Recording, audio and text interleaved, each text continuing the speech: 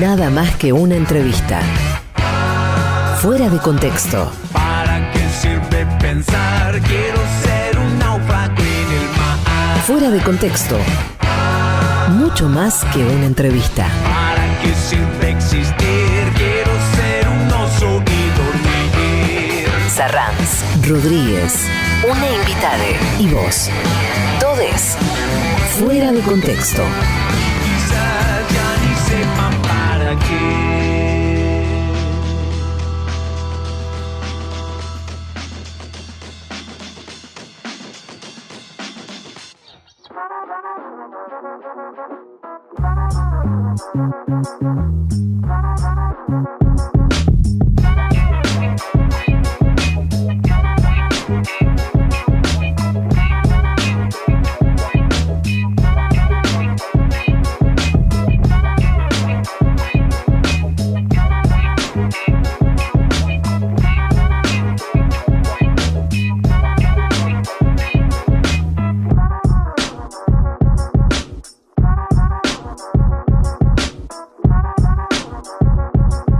Muy buenas tardes, bienvenidos, bienvenidas a un nuevo Fuera de Contexto. Soy Emanuel Rodríguez, un nuevo sábado de la tarde, esta vez el último. Con cuánta nostalgia quiero decirte esto, querido amigo Luis Sarranz.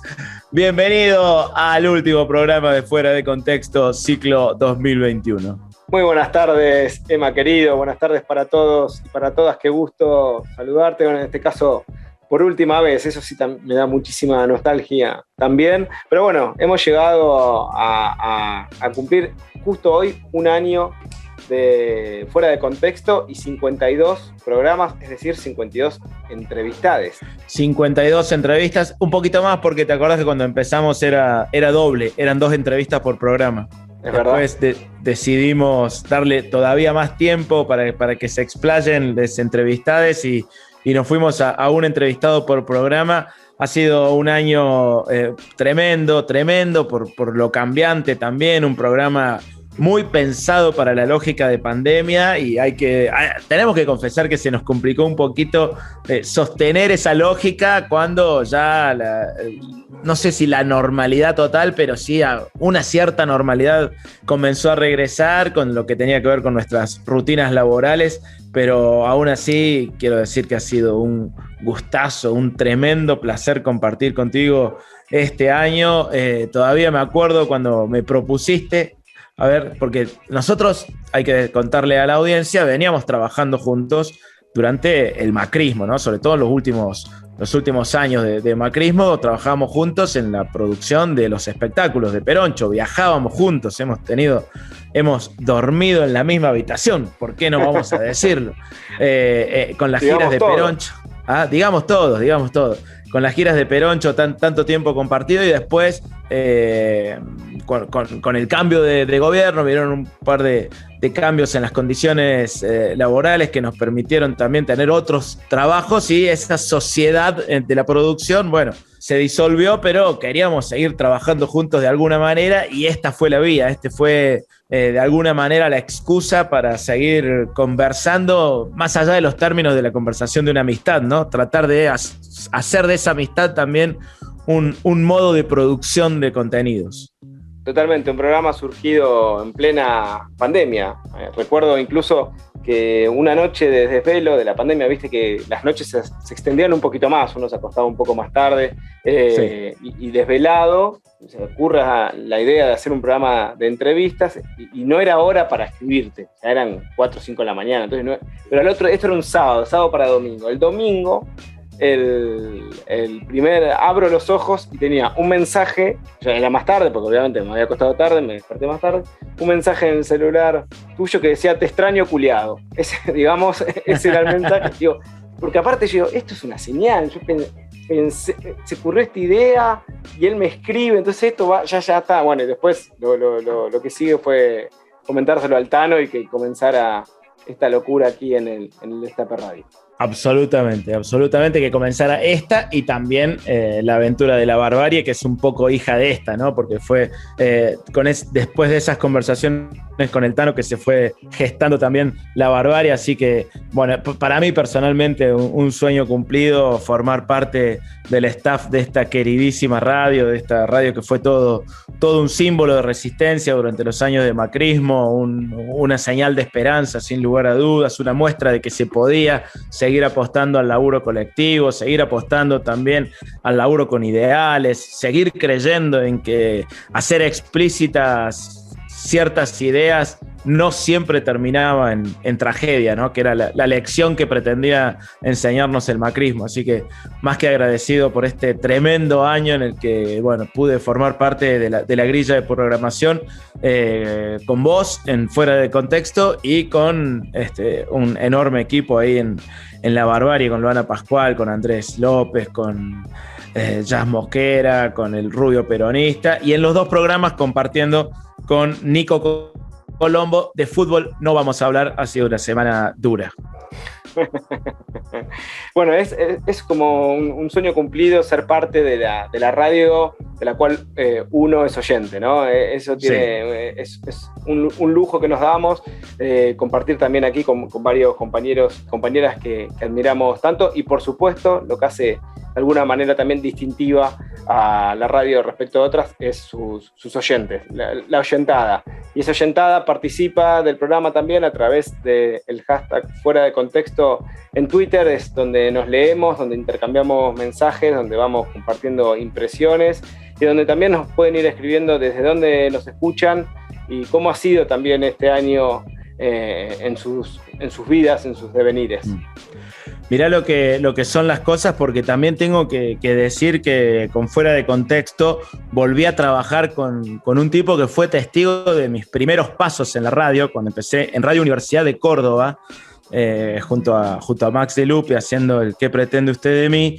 Y un tipo que, como ese programa salía en duplex también por la radio de las madres, fue testigo de esos primeros pasos en la radio y fue testigo también, sin que nos conozcamos personalmente casi, de momentos muy importantes, porque mis dos hijos nacieron mientras yo estaba haciendo el programa de radio y él de alguna manera fue testigo porque operaba en la radio de las madres, por donde también salía el programa. Entonces allí también fuimos como cultivando una especie de afecto y volver a encontrarnos acá en Fuera de Contexto. Estoy hablando de Pocho Monasterio, el gran editor que tiene este programa. Estamos nostálgicos, sí, lo habrán notado, estamos nostálgicos repasando un poco el devenir, la génesis de este programa y bueno, preparándonos seguramente para recargar energías para lo que viene. Y hoy tenemos además una entrevista que hacía mucho tiempo que queríamos hacer, que está vinculada con una persona que admiramos, que es una abogada laboralista, pero que además ha intervenido en muchísimas causas de gran impacto y de relevancia política. Es docente universitaria, es compañera, así se define, así se presenta, es tanguera, lo cual también es importante hoy, el Día Nacional del Tango, ¿no? Claro que sí. Además, yo siempre digo que ella sin saberlo es una gran ejercitadora de bíceps ajenos, porque cuando uno la está escuchando en la tele o en la radio, cuando la entrevista, cuando sale en la tele, ahí en Caníbales, en C5N, cuando uno la escucha siempre dice ¡vamos! Y viste que pones el brazo y endureces el bíceps. Ese movimiento para mí es un ejercicio vital que uno hace mientras se escucha a la entrevistada del día de hoy. Hablamos de Natalia Salvo, que ya enseguida va a estar con nosotros. Primero escuchamos algo de música y luego arrancamos con la entrevista a la doctora Natalia Salvo. Nada más que una entrevista. Mucho más que una entrevista.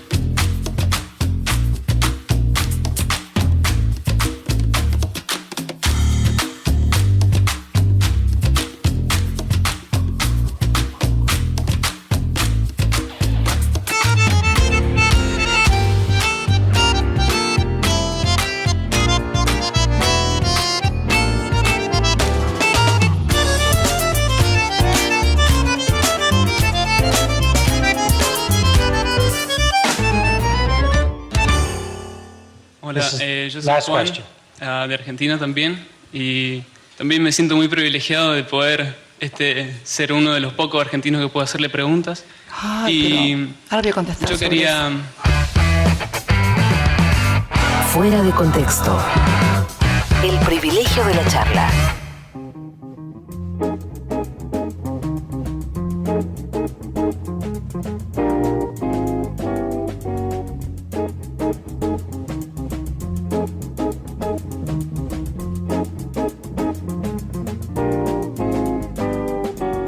Bueno, llegó entonces el momento de presentar, de saludar a nuestra entrevistada del día de hoy en Fuera de Contexto.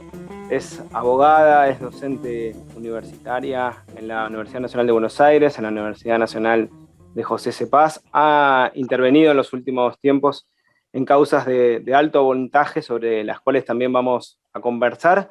Tenemos el gusto entonces de saludar a Natalia Salvo. Bienvenida a Fuera de Contexto y muchísimas gracias por este tiempo aquí en el programa. Hola Luis, Emanuel, ¿cómo están? El gusto es mío, la verdad. Bueno, muchísimas gracias. Hace mucho tiempo que teníamos ganas de poder conversar para que nos ayudes a reflexionar un poco sobre la situación del Poder Judicial, sobre la necesidad de una reforma que haga que este poder se actualice de alguna manera con los tiempos que corren, y también sobre las causas en las cuales estás interviniendo como abogada. En ese sentido, para comenzar, quisiéramos preguntarte, bueno, como abogada de Pedro Echevez, el empresario que denunció espionaje, extorsión, en una causa entre los que aparecen involucrados, entre otros, el falso abogado Marcelo D'Alessio, el fiscal Carlos Stornelli, el periodista o falso periodista Daniel Santoro, uno no sabe cómo presentarlo. ¿En qué situación se encuentra actualmente la causa, que de diversas maneras es muy representativa sobre el accionar de al menos un sector del Poder Judicial? Bueno, es una causa que se está por enviar parcialmente a juicio oral, por lo menos con respecto a Marcelo D'Alessio, que es uno de los que integraba la asociación ilícita que está siendo investigada en Dolores. Cabe destacar, porque seguramente después vamos a tocar temas de otras causas, cómo se vinculan, cómo se articulan, que en Dolores se investiga una organización paraestatal, es decir, que iba por fuera del Estado, donde el propio Estado, el Estado gestionado en ese momento por el gobierno de Mauricio Macri, tercerizaba el espionaje por fuera de la ley, ¿no? Vale aclararlo esto.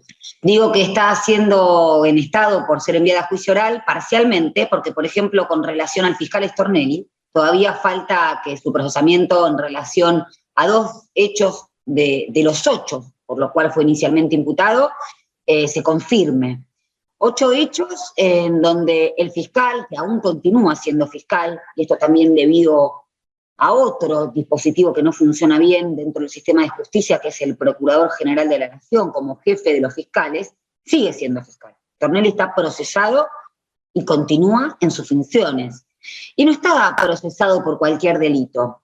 Está procesado por delitos cometidos en el marco de sus funciones como fiscal, en las causas que estaban o que están bajo la jurisdicción de su fiscalía. Entonces, la causa de D'Alessio, que ya te digo, está en este estado, es la primera punta del ovillo que hace síntoma de lo que fue el Estado o el gobierno macrista. Y digo hace síntoma porque nos estuvimos enterando en los últimos tiempos la cantidad de causas en las que se investiga el espionaje ilegal por parte de Mauricio Macri y todas sus carteras ministeriales o todas sus dependencias. Esto no es una cuestión menor. Incluso ameritó que la misma ONU dijera en el año 2019 que había un plan sistemático y estructural de injerencia en el Poder Judicial. Y también seguramente habrán escuchado que nos fuimos enterando que, por ejemplo, la Dirección Nacional de Migraciones averiguaba quién entraba y qué salía del país, jueces de la Corte Suprema, empresarios, políticos, opositores. Nos fuimos enterando, esto está muy en la picota últimamente en estos últimos días, cómo a través de la FIP se hacía espionaje fiscal y se perseguía a Cristina Fernández de Kirchner y su familia, así como también a los integrantes de grupos de multimedio, como el Grupo Indalo, cómo a través de la UIF o Unidad de Información Fiscal también se hacía espionaje de ese tenor, cómo a través del Servicio Penitenciario Federal se violaba el derecho de debida defensa de las personas que se encontraban detenidas y que habían sido funcionarios del gobierno de Cristina Fernández de Kirchner. Es decir, Una cosa es ver todas estas causas fragmentadas y aisladas, y otra cosa es verlas como un sistema, como una forma de gobierno. Y la verdad que a nuestro país le resultó muy caro el espionaje por fuera de la ley, porque esto lo vivimos también en el terrorismo de Estado, en la última dictadura cívico-militar, que o casualidad o causalidad, también se trataba de implantar un determinado sistema económico. Todos sabemos que atrás del terrorismo de Estado había un terrorismo económico, un sistema rentístico financiero, de destrucción de la matriz productiva, del mismo modo que también existió en el caso de Mauricio Macri. Entonces, yo creo que tanto la causa D'Alessio como otras tantas, que si quieren después repasamos, fueron un instrumento. ¿Para qué se espiaba? ¿Para qué se armaba causas judiciales? Y eso se hacía como una forma de control social para poder avasallar derechos de mayorías, con los tarifazos, con la pérdida del poder adquisitivo del salario, con las reformas previsionales, con la fuga, con la contracción de deudas de acá a 100 años y también la contracción de deudas con organismos multilaterales de crédito. Creo que ese es el prisma de donde tenemos que mirarlo. Y en ese prisma, Natalia, ¿cuál es la particularidad de la causa D'Alessio en todo ese sistema que acabas de describir? Quizás la pregunta sería, ¿qué tiene la causa D'Alessio para aportar como ejemplo particular en ese sistema? Yo creo que lo que hay que ver desde dos dimensiones, tanto de la jurídica como la política, que están articuladas, es qué se investigaba. Por eso resalté que se investigaba una organización ilícita, ¿no?, con fines delictivos, que tenían planes delictivos, entre los que estaban extorsionar empresarios y políticos, armar causas judiciales, espionaje legal, pero paraestatal, por eso digo, por fuera del Estado. El Estado contrataba un servicio, tercerizaba, de esta organización formada por Marcelo D'Alessio, Bobo Liuk, De Gastaldi, ex bonaerenses, personas que habían estado en la Agencia Federal de Inteligencia y que a través, y esto me parece central porque también se replica o se reedita o refracta en las otras causas, del famoso enemigo interno o el narcotráfico o la corrupción, instalaban distintas bases de espionaje, como eran las famosas bases AMBA, ¿no? En la provincia de Buenos Aires se espiaba organizaciones eclesiásticas, estudiantiles, más de 60 gremios. Lo que hacían era controlar, a ver qué pensaban, por dónde iban, influir, esto me parece importante también en la política institucional, torcer el resultado de elecciones, cuidar o proteger la imagen política del oficialismo en ese momento y destrozar o agradar la de representantes de mayorías, como fue o Cristina Fernández de Kirchner, o como eran determinados dirigentes gremiales o sociales. Bueno, lo que sucedió en algún aspecto, lo que sucede con Milagro Sala, lo que sucedió con Amado Bubu, y lo que aporta la causa D'Alessio es, primero, la punta del iceberg, por eso digo, lo paraestatal, por fuera del Estado. Pero después se empieza a encontrar el hilo conductor a la misma Agencia Federal de Inteligencia.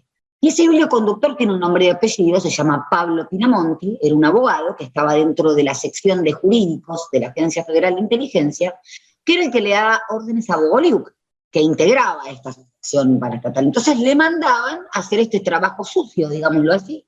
Pero esta organización ilícita no estaba solamente integrada por agentes inorgánicos, o espías, o ex policías, o ex bonaerenses. Estaba integrada con cierto sector del Poder Judicial o el sistema de justicia. Recalco el sistema de justicia porque dentro del sistema de justicia están los fiscales y los jueces. Se supone que los fiscales son los que defienden los intereses de todos, el interés de la legalidad, el cumplimiento de la ley, el interés del pueblo, como le quieran llamar. Este papel lo ocupaba en la organización paraestatal el fiscal Bidone, que fue el fiscal del triple crimen, seguramente recordarán. Este fiscal se metía en la base de datos pública y, por ejemplo, informaba cuando Pedro Echevez, mi cliente, había entrado y salido del país. Con esos datos, D'Alessio lo extorsionó y lo puso en pánico a Pedro Echevez. Lo mismo en relación a políticos. Y después teníamos el dispositivo, la pata mediática, que fue fundamental, porque tanto hablamos a veces de la justicia paralela, la justicia mediática, que está totalmente divorciada de la constancia de los expedientes. Y bueno, esto lo hacía Daniel Santoro, que coadyuvó, cooperó de manera ineludible o imprescindible para poder concretar estos delitos a Marcelo D'Alessio. y esto lo hizo, por ejemplo, con el empresario Mario Cifuentes, poniendo su profesión, o la pantalla de su profesión, al servicio de la concreción de estas extorsiones. Lo hizo como panelista de Animales Sueltos, lo hacía con las notas de Clarín, diciendo, bueno, D'Alessio, mira, si vos no te venís a pagar, como le dijo a Cifuentes o como le dijo a Bruce Adobat a colaborar, hacer el centeno argentino. Bruce Adobat era un ex empleado de PDVSA, la empresa de petróleo venezolana. Entonces vas a tener una nota el domingo. Y esa nota estaba.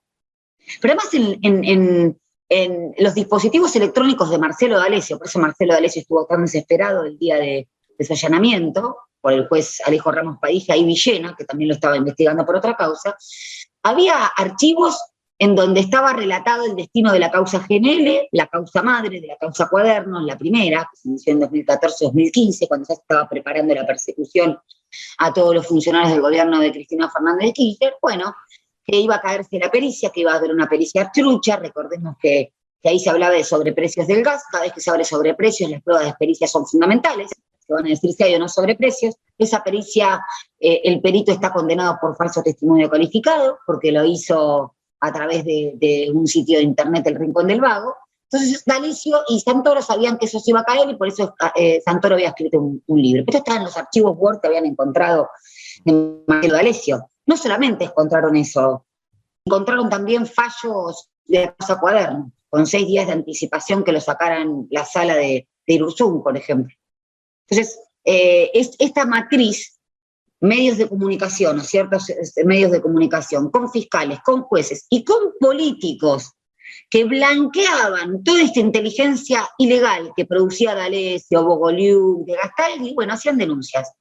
¿Dónde lo vemos? Para que la audiencia no sepa en qué causas lo vimos. Bueno, Caña, la causa Cunita, el memorándum con Irán, Otersur los sauces, es decir, este método que se llama bandeja de plata y que el juez Ramos Padilla lo describió muy bien cuando procesó Stornelli, en un fallo de más de 500 páginas.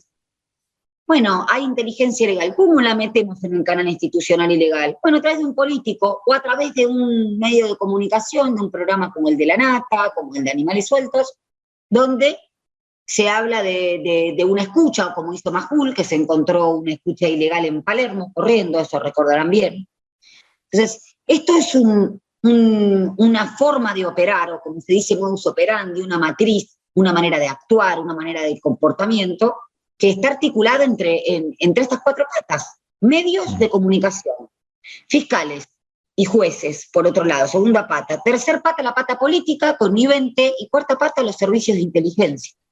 Escucharlo así, de manera sistematizada, resumida, es la gravedad institucional de lo que estás relatando, es tremenda, y además con tantos ejemplos, con tantas situaciones cotidianas, ¿no? Y esta de correr y encontrarse las escuchas, ¿no? Cosas que parecen absolutamente inverosímiles. Ahora, el fiscal Carlos Stornelli se negó a declarar en diversas oportunidades.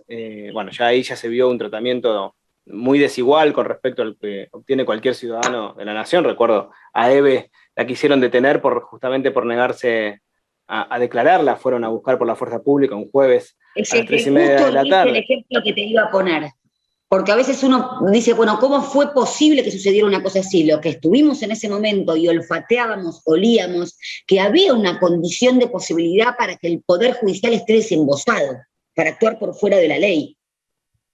Claro, tremendo. Ahora, ¿cómo se explica o cómo razonás vos el hecho de que Stornelli, que está procesado, siga al día de hoy ejerciendo como fiscal de la Nación? ¿Qué significa en términos simbólicos que continúe en el cargo?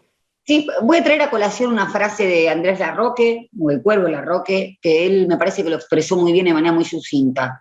En el Poder Judicial o en cierto sector del sistema de justicia, todavía el poder real, expresado en términos políticos en ese momento por el macrismo, sigue siendo oficialismo. Y protege.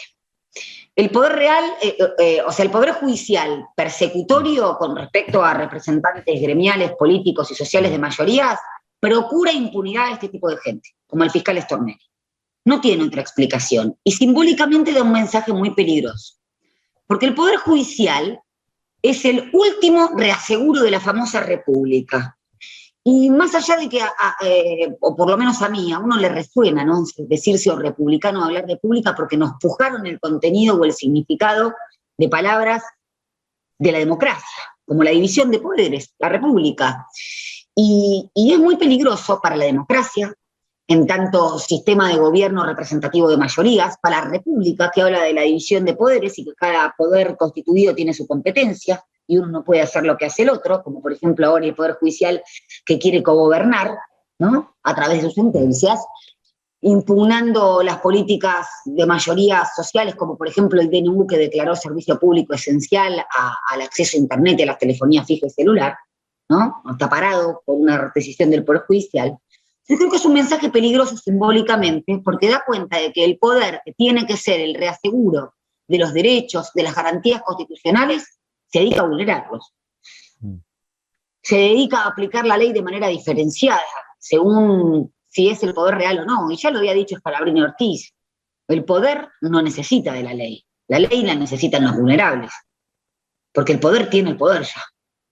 Y yo en eso, si me puedo anticipar un poquito, digo que a veces con lo que escucho, cuando se habla de reforma judicial, que bienvenida sea la hora en que así es, yo me resigno a pensar que el derecho es un instrumento de perpetuación de las relaciones de dominación, ¿no?, como se dice a veces desde cierto sector de la izquierda, o incluso desde cierto sector de la progresía. Porque aquellos que tuvieron por primera vez sus vacaciones, sus aguinaldos, su salario mínimo, su indemnización por despido, y lo digo como laboralista, la verdad que esos decretos del año 44, 45, no eran una perpetuación de las relaciones de dominación, por el contrario. De hecho, hoy en día se siguen buscando por esos derechos. Entonces, ojo con esto.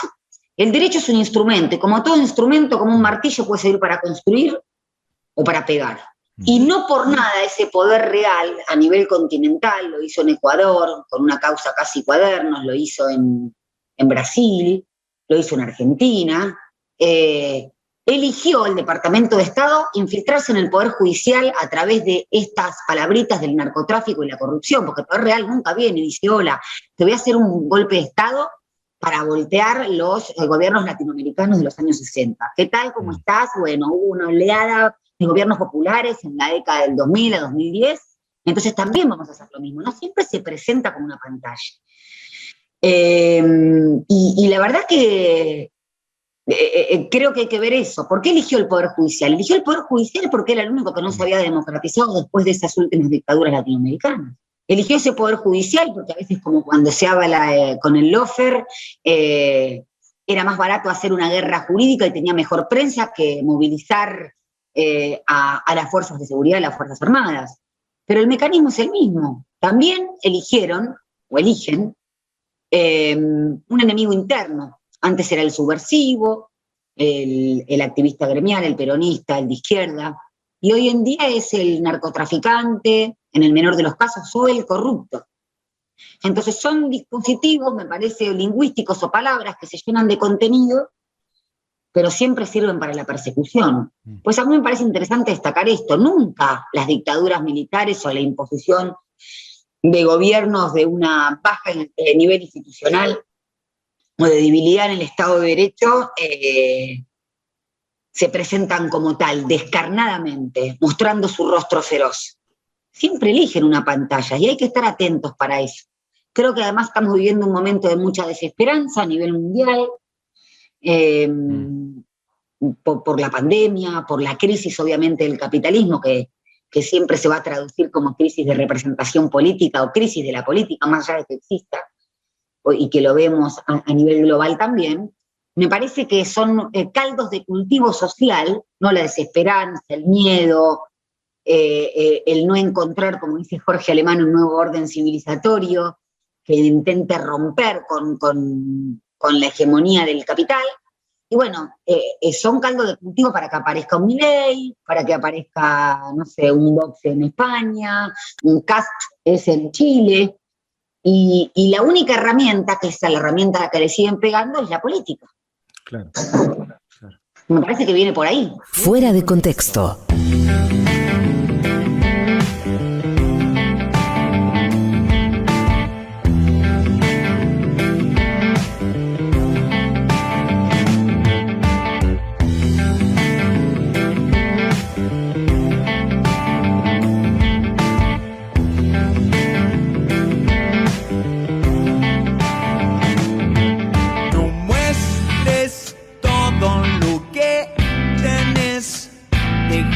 que busquen del derecho y del revés. No les dejes ver que sabes, que no sepan nunca qué es lo que haces.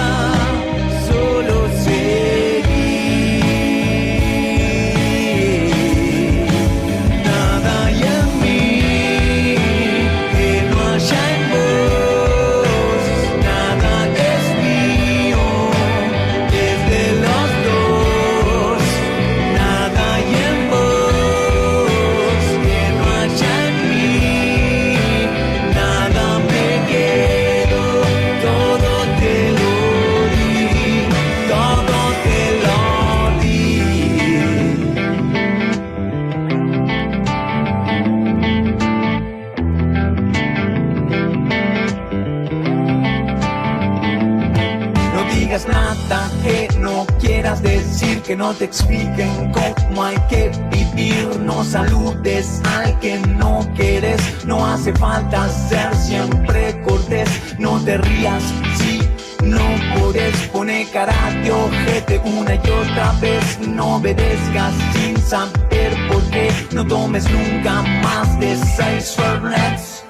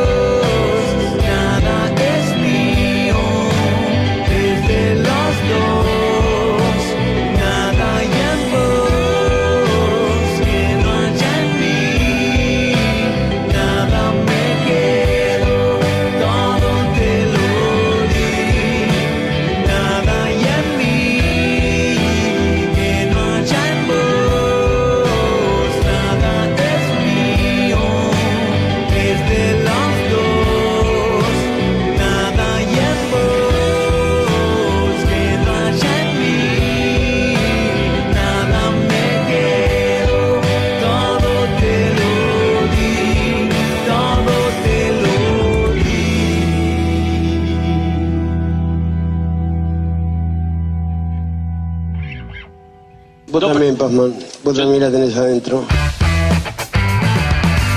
Fuera de contexto. El golazo del sábado.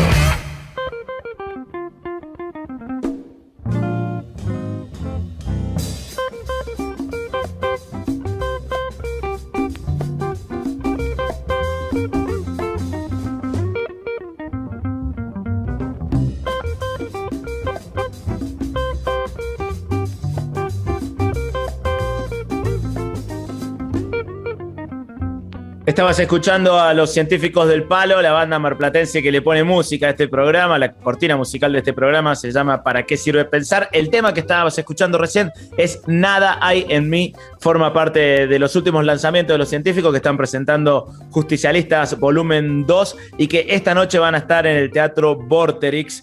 Es la banda de mi vida, es la banda de sonido de mi vida, sin lugar a dudas. En los últimos años debe ser de las bandas que más escucho. me aparecen todos los resúmenes anuales de Spotify, por supuesto, los admiro, los quiero. Me da mucha bronca que toquen esta noche porque yo no puedo ir a verlos estando en Buenos Aires. Estoy en Buenos Aires y no puedo ir a ver a la banda de mi vida porque tengo un espectáculo, tengo un show, y aprovecho para invitarles porque esta noche vamos a estar en el Centro Cultural Floresta, en la calle Sanabria, haciendo Peroncho en su versión absolutamente renovada, post pandemia, tras tanto tiempo sin actuar, estamos volviendo de a poquito y hay una función esta noche en el Centro Cultural Floresta y mañana en el Centro Cultural Cultura Humanista, que queda en Lugano. Ya te paso exactamente la dirección de esta noche, que va a ser a las 21. Si tenés ganas, Luis, te llegás. Por supuesto, allí estaré, por supuesto. Bien, vos has sido testigo de que el show tiene muchísimo material nuevo. La cita es en Sanabria 1548, a las 20:30, perdón. Dije, porque yo actúo a las 21:30, pero las puertas se abren a las 20:30 y hay comida y bebida a precio popular, música en vivo, feria de las plazas. Es un montón porque es el cierre de año militante allí en la Comuna 10. Vamos a estar entonces, repito, Sanabria 1548. Y mañana, atención, porque estamos en Lugano, en Villa Riachuelo, en realidad, pero bueno, ahí Lugano, en la Comuna 8. ¿Te sabés el cantito de la 8 es sensacional? El peronismo de Capital, la comuna donde gana Perón. Bueno, ahí vamos a estar haciendo Peroncho, exactamente donde queda Cultura Humanista, para que ya te lo encuentro en un ratito, En un ratito lo tengo, es en Guaminí 5238. No sé si es Guamini o Guaminí. No, Guaminí. Guaminí. Ahí va. 5238, Villa Riachuelo, Cultura Humanista se llama el lugar. Hemos estado varias veces ahí. La última vez que fui ahí, yo era un hombre muy feliz. Solo quiero decir eso. Fui muy feliz. Vos fuiste testigo. Vos fuiste testigo. Sí, fui muy feliz esa vez que fui a la Comuna 8.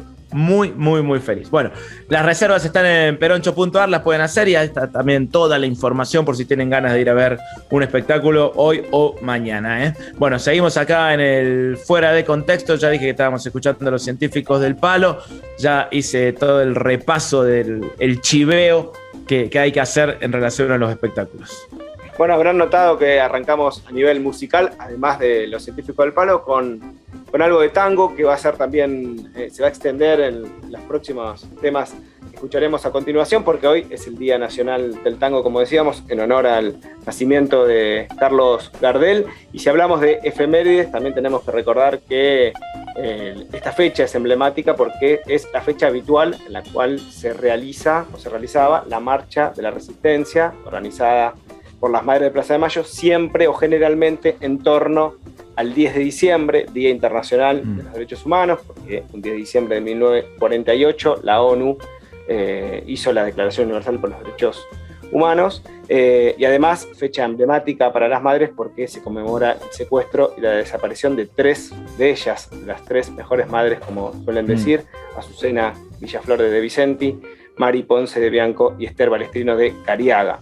Fue justamente un 10 de diciembre de 1981 cuando las madres decidieron realizar su primera marcha en plena dictadura. Y es muy loco ese origen, ¿no?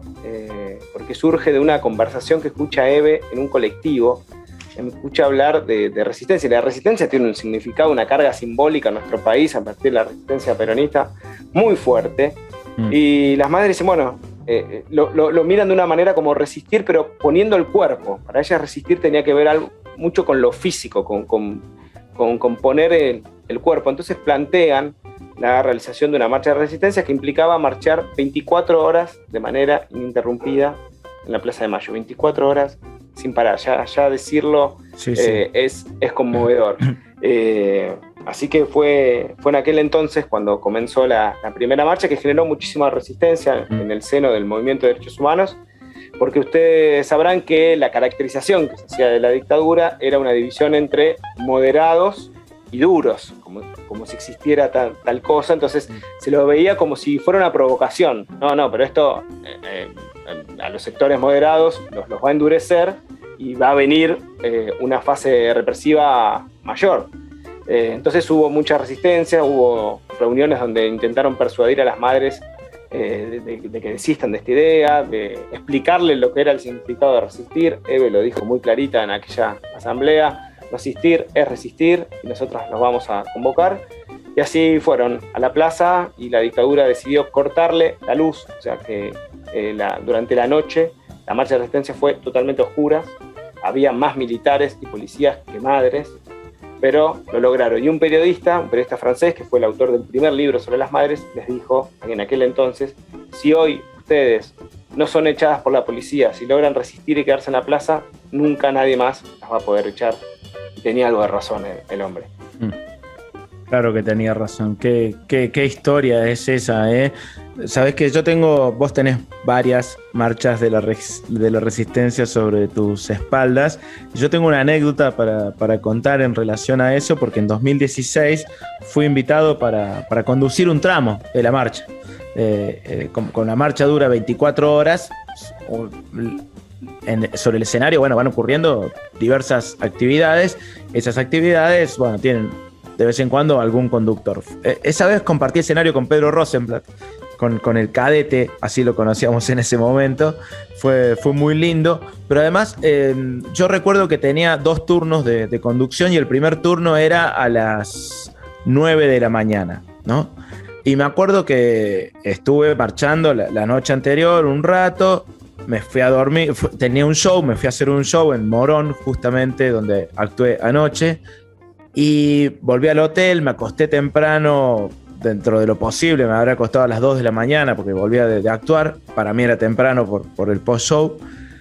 Me despierto con un gran esfuerzo, sintiéndome yo que había hecho un gran esfuerzo, caigo puntual a la plaza, y voy todo como orgulloso, con mi carita de recién levantado, a decirle a Eve: mirá, Eve, vine, es re temprano, pero acá estoy. Y Eve me dijo: yo estoy desde ayer a las 3 de la tarde, papi. No, es insuperable siempre. Sí, era como, me sentí mal en ese momento por mí mismo, pero al mismo tiempo me hizo tomar dimensión del enorme esfuerzo y sacrificio que supone la marcha de la resistencia, y lo muy fuerte que es simbólicamente que las madres hayan dejado de marchar durante los gobiernos de Néstor y Cristina, porque habían, según ellas, en la Casa Rosada ya no vivía el enemigo, y volvieron inmediatamente, el primer día del gobierno de Mauricio Macri, volvieron a hacerlo. Exactamente, incluso impidieron que Macri pasara por la plaza, pero déjame agregar, sé que estamos un poco excedidos de tiempo, pero contar esto para dimensionar ese valor de las madres. Hacen esta primera marcha de la resistencia, 10 de diciembre de 1981, 10 y 11 de diciembre. En el medio, la dictadura saca a Viola, como decir, entran con un dictador como presidente, y termina la marcha con otro, y termina la marcha. Después de haber marchado 24 horas, no se para, durante 24 horas no se para de marchar. Y fueron a la catedral de Quilmes, tomaron la catedral e hicieron 14 días de ayuno hasta el 24 de diciembre de 1981. O sea, y uno termina la marcha ahora, que incluso más jóvenes que las madres en aquel entonces, y no da más, queda roto por 10 días. Bueno, esas son las madres de Plaza de Mayo. Así es, vaya un abrazo para la muy querida Eve de Bonafini, que el sábado pasado estuvo cumpliendo 93 años de invencibilidad. Qué bueno este recorrido que hiciste, Luis. Y seguimos, si te parece, seguimos aquí en el Fuera de Contexto. Vamos a escuchar a Carlos Gardel con Adiós, muchachos. Fuera de Contexto.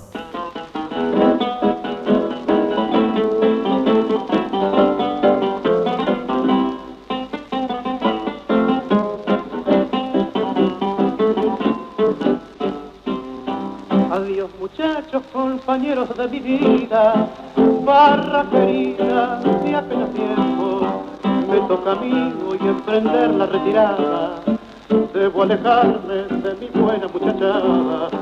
Adiós muchachos, ya me voy y me resigno, contra el destino nadie la talla, se terminaron para mí todas las barras, mi cuerpo enfermo no resiste más.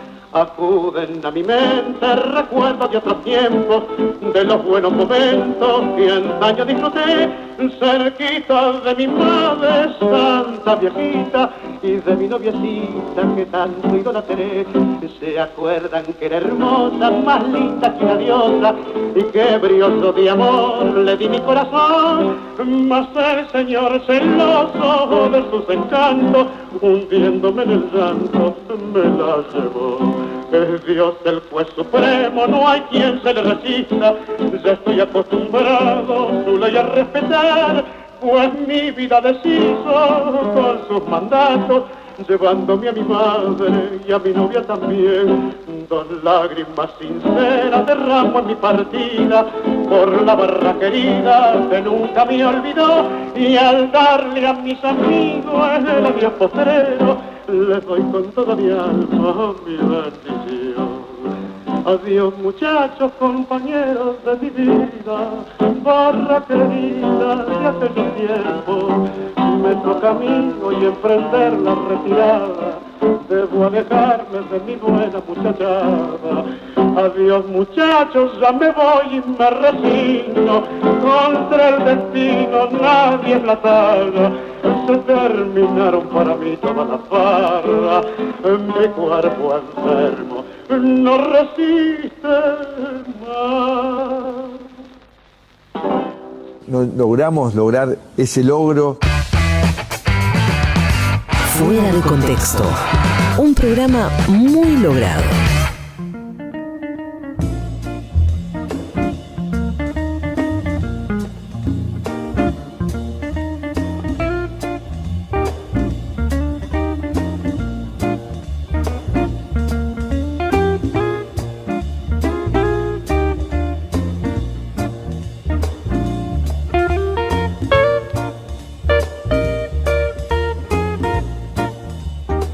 Continuamos en Fuera de Contexto, aquí en el Destape Radio. Estamos conversando con Natalia Salvo. Natalia, hace un instante recorrías un poco, detallabas la situación de la causa D'Alessio. En relación a eso, nos queda una pregunta para hacerte, que tiene que ver con la situación del periodista o falso periodista Daniel Santoro. Yo suelo decir que Daniel Santoro es el único servicio que se hizo más barato con Macri.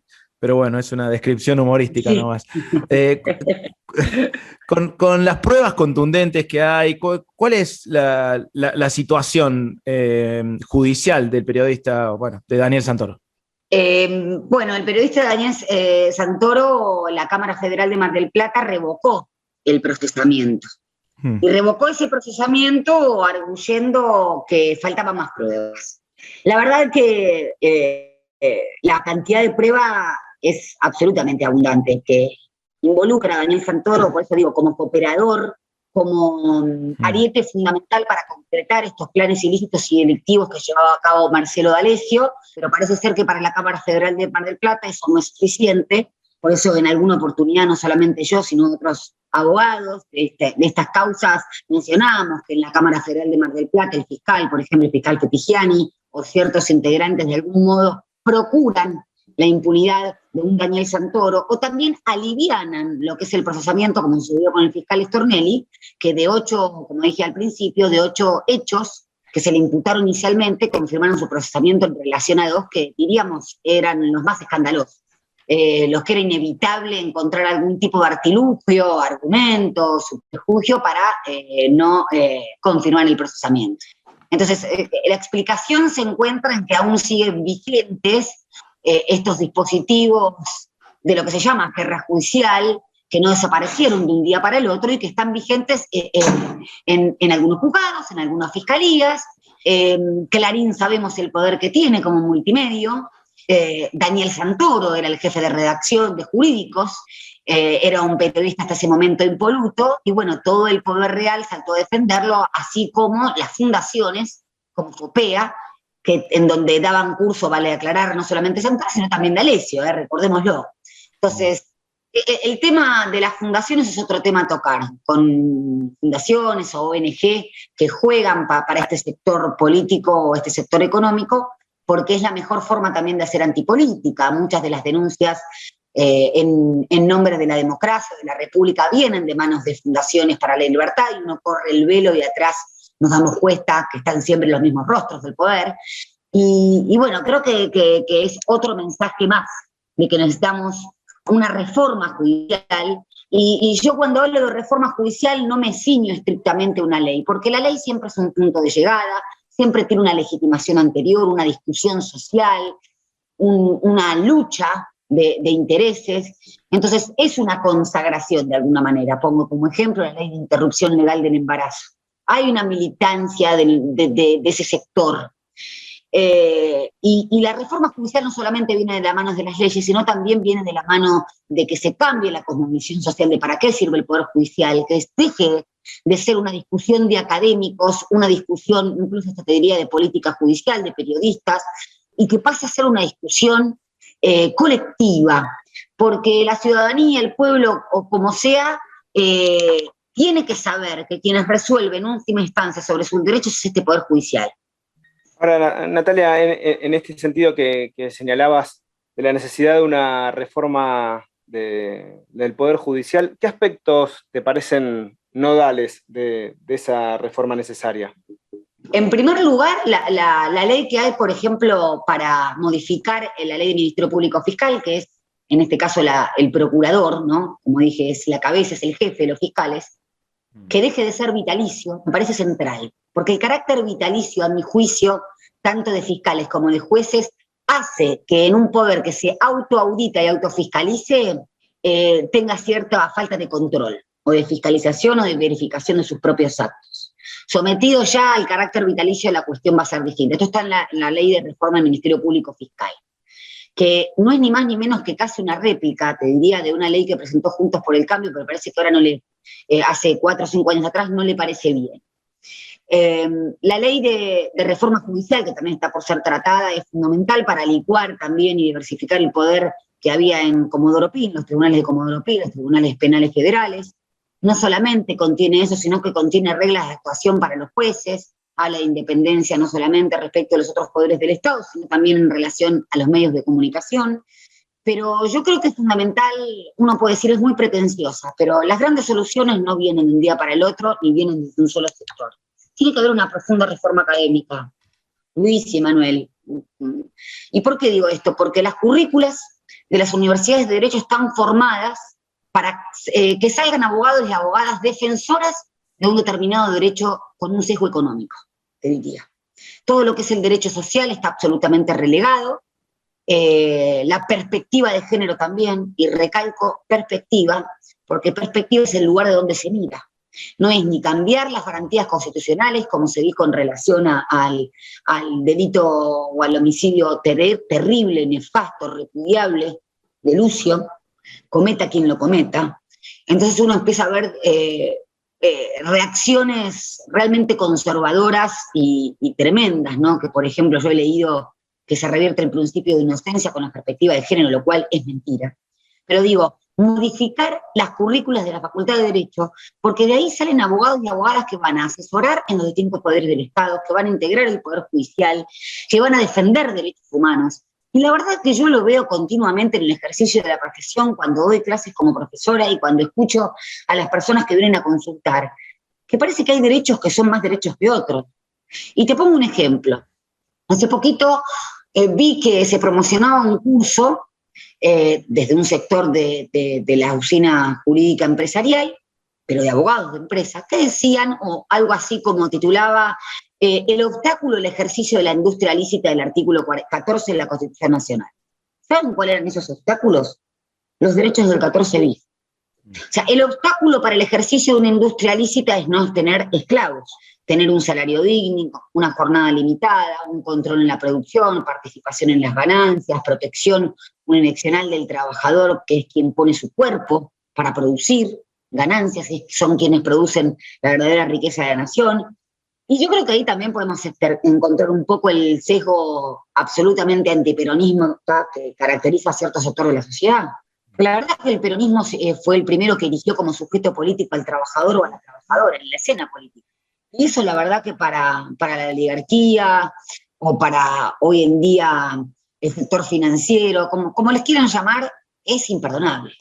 Entonces, para la reforma judicial hace falta una profunda reforma académica, una profunda reforma desde la cosmovisión social, como aquella que en el 2002, esto me lo acuerdo porque yo me estaba recibiendo, íbamos a la puerta de la corte a pedir por esa corte de la mayoría automática de Nazareno, recordarán.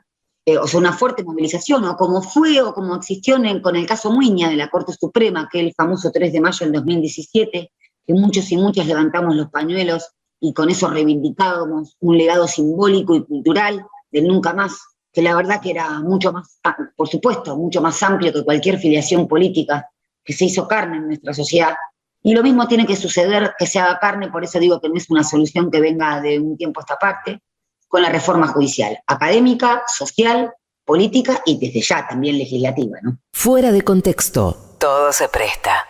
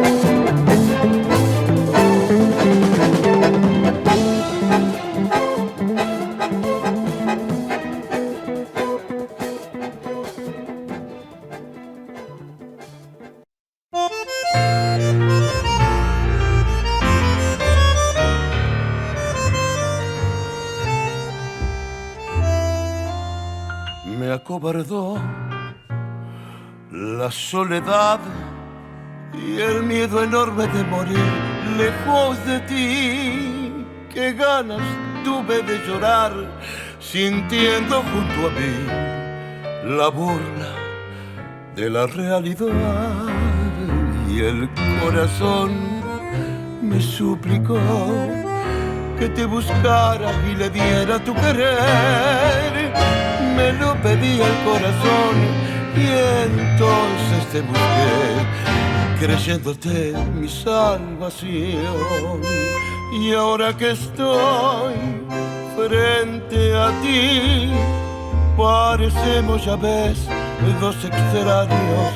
Lección que por fin aprendí, cómo cambian las cosas, los años, angustia de saber, muerta ya la ilusión y la fe. Perdón si me ves lagrimear, los recuerdos me han hecho mal.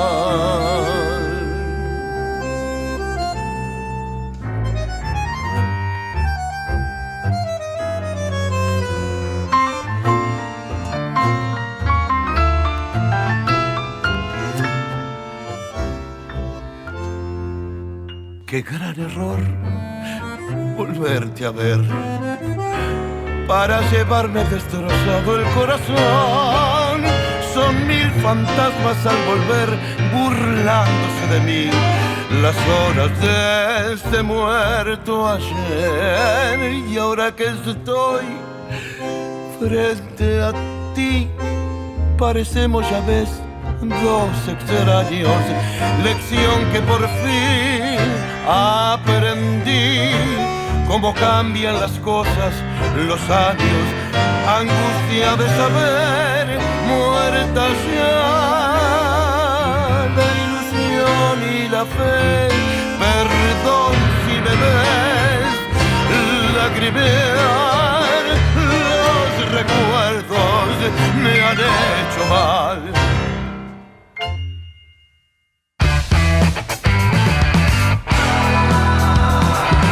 Nada más que una entrevista. Fuera de contexto. ¿Para qué sirve pensar? Quiero ser un náufrago en el mar. Fuera de contexto.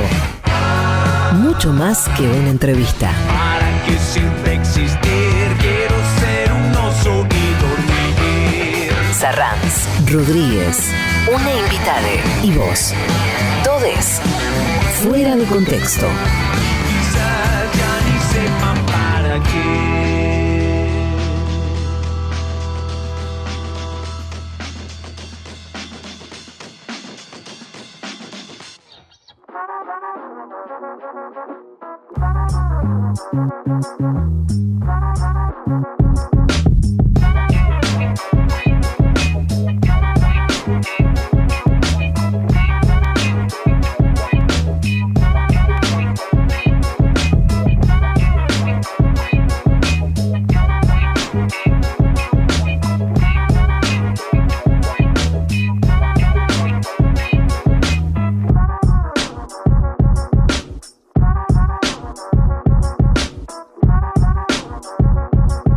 Segunda hora aquí en Fuera de Contexto, estás en el Destape Radio. Estamos conversando con Natalia Salvo, con la abogada Natalia Salvo, la compañera Natalia Salvo. En un ratito seguimos la conversación, ahora como hacemos cada sábado. Nosotros somos gente agradecida. Este programa ha sido posible gracias a la tremenda ayuda de un grupo de compañeros y compañeras que nos han permitido poner al aire el programa cada sábado aquí en el Destape Radio. Y en ese sentido tenemos que ser muy, muy agradecidos con el municipio de Morón, que nos ha ayudado todo el tiempo. Hemos pasado algunas noticias acerca de lo que sucede en ese vasto municipio. Anoche estuve actuando en el Bartolina, ahí en el Centro Cultural de Nuevo Encuentro, en French y Abel Costa. Morón es uno de los municipios donde más funciones hice con Peroncho, gracias a los compañeros y compañeras de Bartolina, y anoche se volvió a sentir esa cosa de estar casi como en una segunda casa, ¿eh? Así que vaya nuestro agradecimiento por eso y por habernos apoyado también en esta etapa con el programa, con Fuera de Contexto, al igual que el compañero intendente del municipio de Merlo, Gustavo Menéndez, que también nos hizo llegar su apoyo para que podamos hacer este programa. Y sumamos como cada sábado a los compañeros y las compañeras de la obra social de trabajadores de la industria del cuero, OSPICA, y por supuesto al compañero Walter Correa, que justamente termina su mandato como diputado nacional esta semana. Y bueno, el abrazo y el agradecimiento por hacer posible este Fuera de Contexto. Recuerden que a través del hashtag Fuera de Contexto vamos siguiendo los avatares de la entrevista y además vamos allí intercambiando mensajes. Y por supuesto que siempre es necesario, importante comentarles que existe el chat de oyentes en Telegram. Lo pueden encontrar si entran a Telegram con el hashtag Fuera de Contexto. Fuera de Contexto es, ¿no? ¿Algo más? Fuera de Contexto chat, así lo encuentran muy fácil. Fuera de Contexto chat. Así es, así lo pueden encontrar y darle a unirse. Es una hermosa comunidad la que se ha armado allí. Sepan también que tanto esta como las 51 entrevistas anteriores que hicimos en este ciclo que hoy está llegando a su fin, quedan 2 programas, es cierto, pero esos 2 programas van a ser especiales de Fuera de Contexto. Vamos a repetir algunas entrevistas que hemos hecho. Por supuesto, vamos a acompañarlos hasta el final del año, pero así como programa, como entrevista nueva. Este es el último y todas las anteriores, tanto como esta que estamos llevando adelante aquí con Natalia Salvo, están disponibles para ser escuchadas nuevamente cuando quieran en nuestros canales de Spotify y de YouTube. Los buscan como Fuera de Contexto Radio. Allí están todas las notas que hicimos. Están las notas con Amado Vudú, con Milagro Sala, está la nota con Neve de Bonafini. La verdad que los entrevistados y las entrevistadas que hemos tenido en este ciclo han sido un lujo tras otro. Totalmente. Además, quien guste además de escuchar la entrevista en formato radial, hacerlo en formato gráfico, puede ingresar a contraeditorial.com. Allí están todas las entrevistas en formato gráfico, y además en el próximo número de la versión impresa de la revista Contraeditorial saldrá una nota con fragmentos de una selección de algunas de las entrevistadas y entrevistados que hemos tenido en Fuera de Contexto a lo largo del año. Les queremos contar a los oyentes que tenemos muchas ganas de editar un libro con las entrevistas. Si editáramos un libro con las entrevistas sin elegir preguntas y respuestas, si pusiéramos como el crudo de todas las conversaciones, sería un libro de más de 1000 páginas. Es increíble lo que hemos conversado en este programa, querido Luis. Un programa muy charlado, ¿no? El privilegio de la conversación, como dice el separador del programa. Bueno, ¿te parece que continuemos con la charla, en este caso con Natalia Salvo? Así es, seguimos entonces en la entrevista. Vos estás acá en Fuera de Contexto, estás en el Destape Radio. Fuera de Contexto, todo se presta.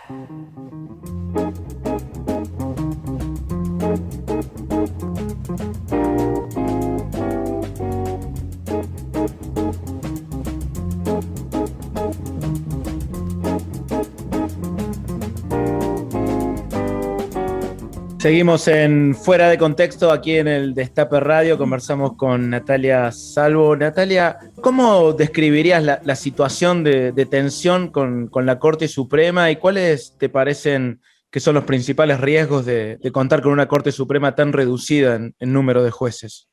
Bueno, los principales riesgos es que esta Corte Suprema fue pensada de 5 miembros, cuando la sociedad no tenía la complejidad social que tiene actualmente ni la cantidad de habitantes, empezando por lo cuantitativo, te diría. Hoy en día tenemos una Corte Suprema que no solamente no recibe a organizaciones sociales o gremiales, no recibe a representantes de este poder real, sino que resuelve de problemas de 44 millones de argentinos y argentinas, y que además ha ampliado a lo largo de la historia sus competencias. Antes era un tribunal que entendía sobre funciones muy puntuales, como para que lo pueda entender la audiencia, porque a veces se complica con lenguaje técnico. Otros de los grandes errores del Poder Judicial, que hablan un lenguaje encriptado, cuando justamente sus sentencias son las formas de resolver conflictos simples o no tan simples, pero en definitiva de las personas. Y la verdad que con 5 miembros tenemos una corte que es la mínima expresión comparada incluso con cortes latinoamericanas. Tenemos una corte desde ya que sin perspectiva de género cuando se retiró la última mujer, pero tampoco que no tiene expresión federal, ni tampoco tiene expresión material o temática, ¿no? Que no hay tributaristas, con lo importante que es hoy en día una profunda reforma tributaria, no acá, sino también en el mundo, que se está debatiendo. Derecho social, derecho ambiental, uno puede decir está Lorenzetti, pero ya sabemos Lorenzetti como autor o coautor de la doctrina Irurzún y uno de los principales exponentes de la persecución judicial. La verdad que lo que menos representa es a la disciplina que teóricamente está especializada. Entonces, ese es el principal riesgo, que tenemos una corte que en definitiva se dedique a extorsionar por la oportunidad en que saca sus fallos con contenido político. Por eso mencioné, tenemos el ejemplo de lo que sucedió con la presencialidad que impuso Horacio Rodríguez Larreta a través también de su mesa judicial, de distintos tribunales, de distintas fundaciones, de su Supremo Tribunal de Justicia, en donde la Corte prácticamente se puso como un perito médico a decir que no había ningún riesgo. Entonces tenemos una Corte que da ese tipo de mensajes y que se quiere entronizar o poner por arriba de los otros poderes del Estado, que son los que, en última instancia, nos gusten o no, las expresiones políticas pasan por el escrutinio popular. Y este me parece el riesgo. Natalia, dirigentes de la oposición, de Juntos o de Cambiemos, sostuvieron que era necesario terminar con las indemnizaciones y otra serie de derechos laborales. Apelo acá a tu especialidad como abogada laboralista. ¿Cuáles son los riesgos para las y los trabajadores del régimen que plantea la oposición? Que se queden sin derechos. La verdad que después de golpe de Estado en 1955 se derogó la Constitución de 1949, que en nuestro país expresó el constitucionalismo social que arrancó en las primeras constituciones en 1917 en México, en 1919 en Alemania, y que lo que hace es volcar, ¿no?, ese Estado liberal de derecho que estaba centrado en las personas a un sujeto o una sujeta con perspectivas sociales, ¿no?, que se lea en sociedad. Nuestra Constitución de 49 tenía, por ejemplo, que la actividad económica, la renta, la propiedad siempre tenían que estar en miras de la función social. Establecía derechos de ancianidad, derechos sobre el medio ambiente, derechos laborales, ni que hablar, y sociales. Y estos derechos fueron dilapidados con la derogación de esta Constitución después del golpe de Estado del 55 y quedaron en una minúscula expresión que fue el famoso artículo 14 bis. Tanto molestan los derechos de los trabajadores que aún esa mínima expresión fue estigmatizada y demonizada por la oposición y hoy en día también, porque quieren derogar la indemnización ante el despido sin causa, que vale aclarar que es este proyecto de Lustó, este proyecto que proponen, esto todo el arco político de Juntos con el Cambio lo dijo. Lustó lo presentó en un proyecto específico, pero tanto Santilli, Larreta, Vidal, Patricia Bullrich, todos hablan de sacar las indemnizaciones ante el despido arbitrario. El despido arbitrario es el que prescinde de los servicios de un trabajador sin ninguna motivación. No es que hay una causa o un incumplimiento por parte del trabajador. Y eso está en la Constitución Nacional. ¿Y con qué ejemplo lo muestran? Con el famoso Estatuto de la Construcción. El Estatuto de la Construcción también hay que ponerlo en contexto. Un estatuto del año 1977. Creo que no hay que aclarar que estábamos en plena dictadura militar. Y cuando hablamos hace unos minutos del terrorismo económico que estaba atrás del terrorismo de Estado, bueno, en ese periodo se estableció la ley de entidades financieras que tenemos actualmente y la famosa patria contratista, en donde la construcción era fundamental. Por eso se estableció este estatuto para trabajadores de la construcción, para poder tomarlos y segregarlos cuando se le venía en gana al empleador, pagando un pequeño monto por mes. Y la verdad que lo que vienen es por eso, por los últimos derechos o los mínimos derechos que tienen los trabajadores según la Constitución Nacional. Y esto me parece que hay que ponerlo en clave. Y además la derecha, como es una agenda, como también dice Jorge Alemán, no tiene rostro ni cara, siempre te corre, valga la redundancia, la agenda de qué hablar. En el mundo se está debatiendo la reducción de la jornada, como dicen los tanos y lo expresaron una premisa, que trabajar menos para que trabajen más y que trabajemos todos. Y acá vienen a hablar justamente de derogar los derechos existentes. O sea, yo digo, el capital desde su existencia se recrudeció y se concentró cada vez más. Cada crisis que tiene el capitalismo mundial, como sucedió en el 2008, siempre la termina pagando el Estado. Ese Estado tan denostado por el mismo capital. Cuando se evidencia o se demuestra que el mercado no puede gerenciar los problemas básicos para una sociedad, o los derechos básicos, la educación, el trabajo, la salud. Lo vimos también con la pandemia. Y siempre es un momento en donde ese capital se vuelve más voraz y canta retruco, digamos, el vacío vale 4. Entonces, en vez de discutir lo que se está discutiendo en el mundo, en los países que somos la condición de posibilidad para esos países que también están en crisis, como los del primer mundo, entonces ya directamente se discute sacar los mínimos derechos que hay. O sea, la pregunta es, si las condiciones que hicieron surgir al derecho del trabajo, ¿no?, allá a mediados incluso del siglo XIX, a principios del siglo XX, no desaparecieron, porque el capitalismo sigue existiendo, ¿por qué tiene que desaparecer el derecho del trabajo? Esa es la pregunta que hay que hacerse. Porque yo, la verdad, o sea, a mí a veces me entristece, hay gente que de muy buena voluntad piensa ceder sus derechos para que el país salga adelante. Y esto es la teoría del derrame. Cuando hay posibilidades que ese capital acumula ganancia o maximiza su rentabilidad, cree más trabajo, ¿qué hace el capital? ¿Crea más trabajo o guarda más ganancias? Ya lo vimos que guarda más ganancias. Está clarísimo lo que planteas, Natalia. Ahora queríamos preguntarte acerca de de una denuncia que presentaste hace unos meses acerca de la manera en que el gobierno de Horacio Rodríguez Larreta distribuyó las vacunas contra el coronavirus en la ciudad, priorizando el sector privado. ¿Nos podrías contar detalles de esa presentación y contarnos en qué situación se encuentra actualmente esa denuncia? La situación en la que se encuentra esa denuncia es la misma que la que Ariel dijo tiene los procesamientos de Macri pendientes, sin ningún tipo de novedad, lamentablemente. Por eso digo que es un poder que se autofiscaliza y que no tiene, más allá de que procesalmente tiene sus plazos para decidir, digámoslo así, no lo hace. En esa oportunidad estaba en vigencia una resolución que había surgido uno de los primeros días después de que llegaron las primeras vacunas a nuestro país. Se va a cumplir un año, fines de diciembre. Y establecía, lógicamente, una resolución del Ministerio de Salud, un orden de prioridad. ¿Quiénes iban a ser los primeros que iban a recibir esas vacunas? Y como el derecho, cuando es legítimo, está basado en el sentido común, los primeros que iban a recibir esas vacunas era el personal de salud, las personas con riesgos, y así sucesivamente se establecía un orden de prioridad. Porque ante un bien escaso, que era un bien público, tal cual lo había determinado la ley pertinente en ese momento, se establecía un orden de prioridades. ¿Qué hizo el arretismo con las vacunas que recibió del Estado Nacional? Se las cedió a las empresas de medicina prepagas, que de manera también descarnada y desembosada ofrecían, tanto por correo electrónico, por sus publicidades o por sus páginas de internet, dar las vacunas a sus asociados.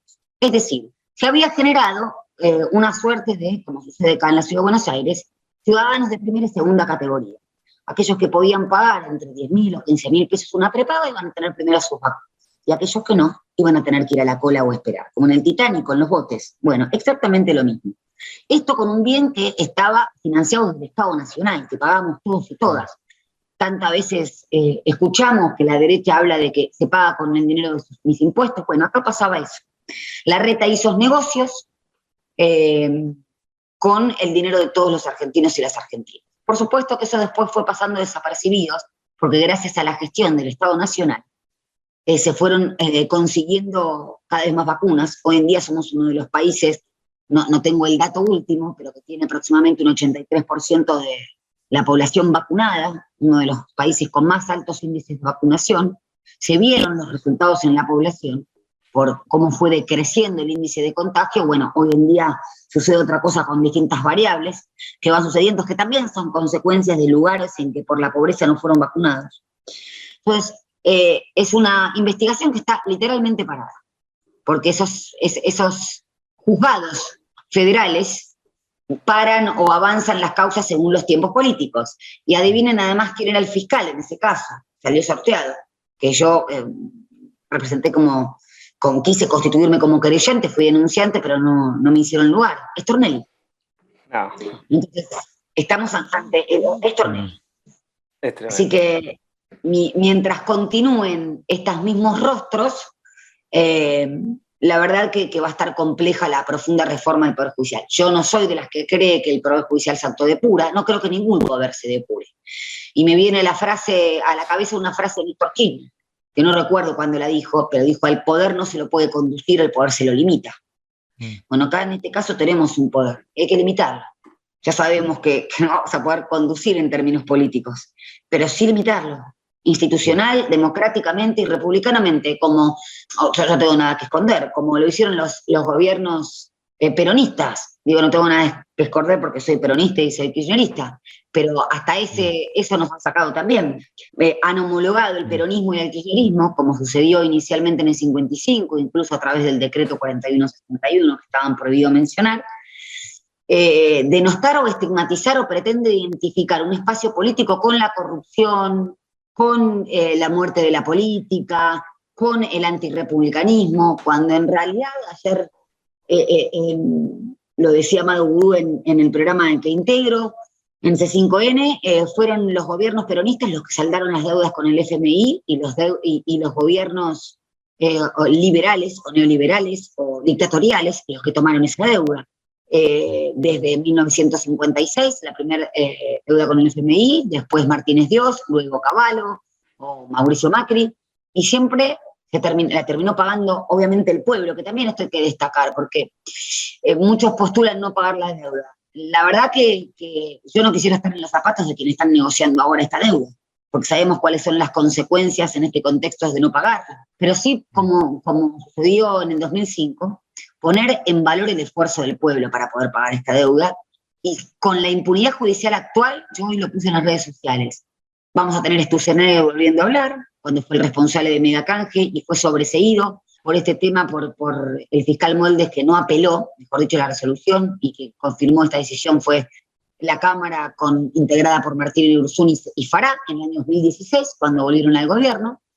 Entonces, sin este poder judicial que realmente tiene que pasar por el tamiz, no decisiones que son de la política, no justiciables, sino este tipo de delitos, y bueno, vamos a estar complicados, porque la derecha se vuelve, esperemos que no, va a volver al mismo ciclo de endeudamiento. Fuera de contexto. Las tardecitas de Buenos Aires tienen ese, qué sé yo, ¿viste? Salís de tu casa, por Arenales, lo de siempre, en la calle y en vos. Cuando de repente, de atrás de un árbol, me aparezco yo. Mezcla rara de penúltimo Lingera y primer polizón en el viaje a Venus.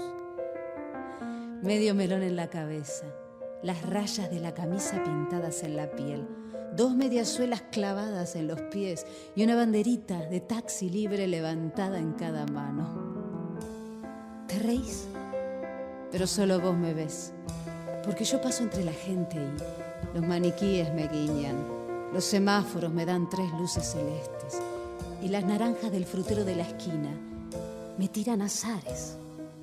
Vení, que así, medio bailando y medio volando, me saco el melón para saludarte, te regalo una banderita y te digo: ya sé que estoy piantao, piantao, piantao. ¿No ves que va la luna rodando por Callao?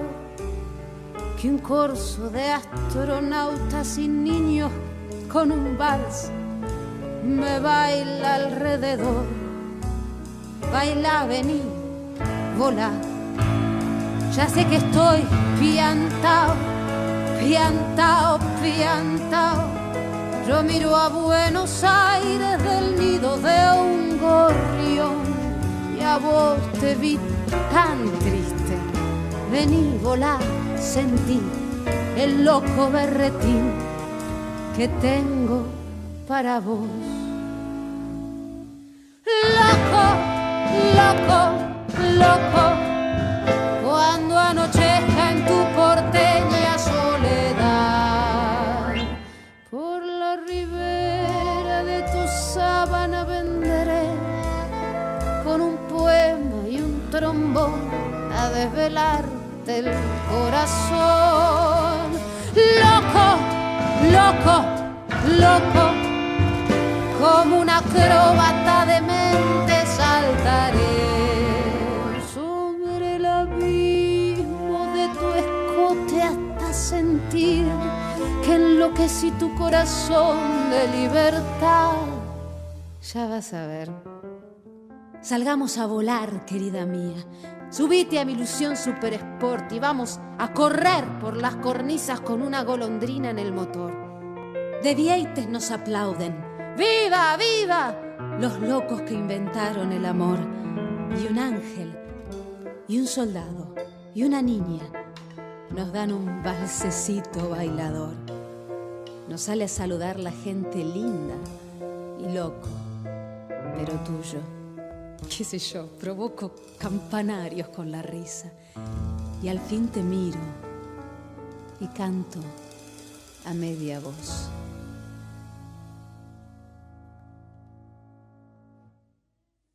Quéreme así, piantao, piantao, piantao. Trépate a esta ternura de locos que hay en mí. Ponete esta peluca de alondras y volá, volá conmigo ya. Vení, volá, vení. Quéreme así, piantao, piantao, piantao. Abrite los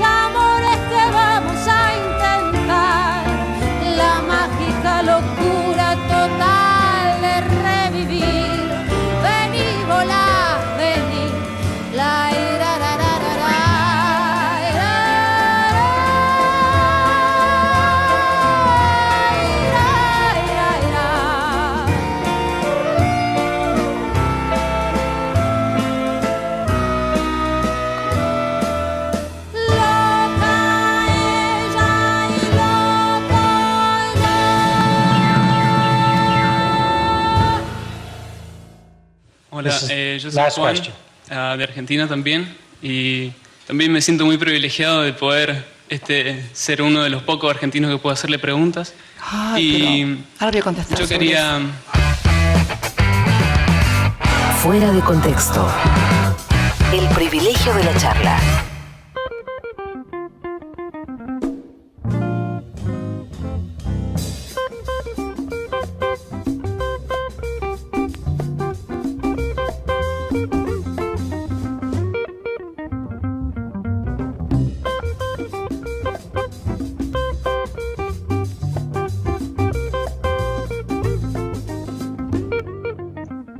Seguimos en Fuera de Contexto en el Destape Radio. Estamos ingresando en el último tramo de la entrevista con la abogada Natalia Salvo, además docente universitaria, que bueno, a lo largo de esta conversación nos viene ilustrando sobre las decisiones y el funcionamiento del Poder Judicial. La verdad que es calamitoso cuando uno lo escucha de esta manera tan concreta y resumida.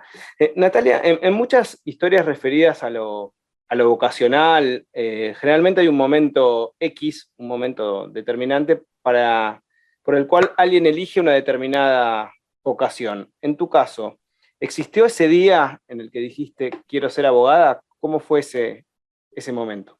Feo. Te voy a contar una historia.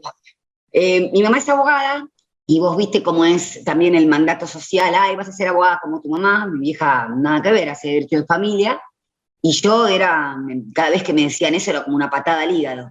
Por la rebeldía adolescente, porque nos pasa a todos. Y quería estudiar ciencia política o sociología. Entonces, tenía un tío que me dijo, ¿por qué no vas a ver una psicopedagoga, una amiga que te va a hacer un test vocacional, si tenés ganas? No quiero, qué sé yo. Me hice el test vocacional y me dijo, ¿realmente no pensaste ser abogada? Porque tenés muchas condiciones. No pienso ser abogada. Entonces me habló muy, muy gentilmente, como se le puede hablar a un adolescente con el nivel, ¿no?, de rebeldía que todos tenemos en ese momento, que teníamos en ese momento, o en esa edad, fundamentalmente, y me dijo, después si no te gusta, la dejás. Y bueno, me anoté para ser abogada, empecé a estudiar, hice el CBC en la UBA, tuve un episodio que me quedó grabado en la carne, tremendo. Yo hice el CBC en el año 1997, el CBC ahí en el edificio Uriburu, al 900.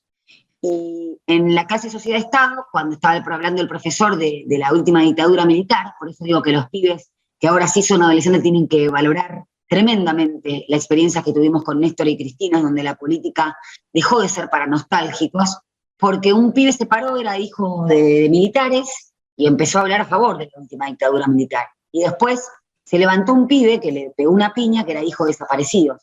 Y fue un momento tremendo ese. Año 1997, pibes que teníamos, yo nací en el 78, esa edad, y me fui con una sensación de impunidad, de no poder hacer nada, de que no había un discurso que pudiera reivindicar el dolor de ese pibe, que ahí me refrendó todavía las ganas de seguir esta carrera. Y bueno, y después me tocó hacer derecho laboral con la ley Banelco. No, la verdad que unos momentos hermosos me tocaron. Entonces, con más fervor me abracé como a esa causa y me recibí en el año 2002 con la corte cercada y me entregaron el diploma. Yo estaba embarazada de mi hijo mayor, que ahora va a cumplir 18 años, en el año 2003, en agosto. Y digo esto porque mis primeros honorarios me los pagaron en patacones. No estaba bien económicamente como todo el mundo. Nunca me iba a morir de hambre porque tenía mis viejos. Muchos teníamos la famosa pobreza encubierta que hablan los sociólogos, pero me costaba llenar la heladera. Y bueno, y me acuerdo cómo empecé a crecer, que cualquiera diría fue fruto de mi propio esfuerzo. Sí, por supuesto, me fue bien, pero no fue fruto de mi propio esfuerzo solamente. Fue fruto de haber ido a una universidad pública, de una determinada historia, de ser hija de laburantes, más allá de que mi viejo, siempre lo cuento, era profundamente gorila y antiperonista, profundamente, pero de revolearnos platos prácticamente, siempre muy tranquilos, todos en casa, pero mi papá lo escuchaba no tanto a Néstor, sino a Cristina y lloraba. Y mi viejo falleció de un cáncer por el cual, hasta último momento, el Ministerio de Salud, hasta el año 2016, se lo empezaron a cortar. Mi hijo se murió en el 2016. Pero esto lo cuento para que se vea la presencia del Estado. Su caja, con todos los elementos para cambiarse lo que se tenían que cambiar, las ondas y demás, por el tipo de tumor que tenía la tarjeta para viajar, tenía la TV digital, y en su último momento, bueno, la verdad que le ganamos la batalla, porque como ves que en el fondo eras peronista. Nunca lo quise reconocer, pero defendía a Cristina a ultranza. Entonces, digo, siempre hay una historia que está inescindiblemente unida a la política, de uno está querer verla o no querer verla. Y por eso yo no creo, o sea, despotrico mucho de los discursos académicos, incluso con mis propios compañeros, tratando esos discursos académicos desprovistos de lo social, desprovistas de la historia, porque la ley, en nuestro caso, es un punto de llegada, pero que también se milita en su contenido. Y fíjense si no es así, que hoy en día nos están disputando el contenido de la libertad, de los artículos más elementales de la Constitución Nacional, los de ley o de la República. Entonces, me parece que es importante mirarlo como abogados o como abogadas, porque por algo este poder imperial tomó a los poderes judiciales latinoamericanos para volver a dominar. Y si estuvieras en una situación parecida a la que describías de esta persona que intentaba convencerte por el test vocacional de que estudies abogacía. Si estuvieras en una situación parecida, imaginemos, por ejemplo, la hija de una pareja de amigos, muy amigos. A esta pareja de amigos te piden que convenzas a esta persona, a esta hija, de que estudie abogacía, y hay un cierto consenso en que tiene lo que hay que tener para estudiar abogacía. ¿Qué le dirías?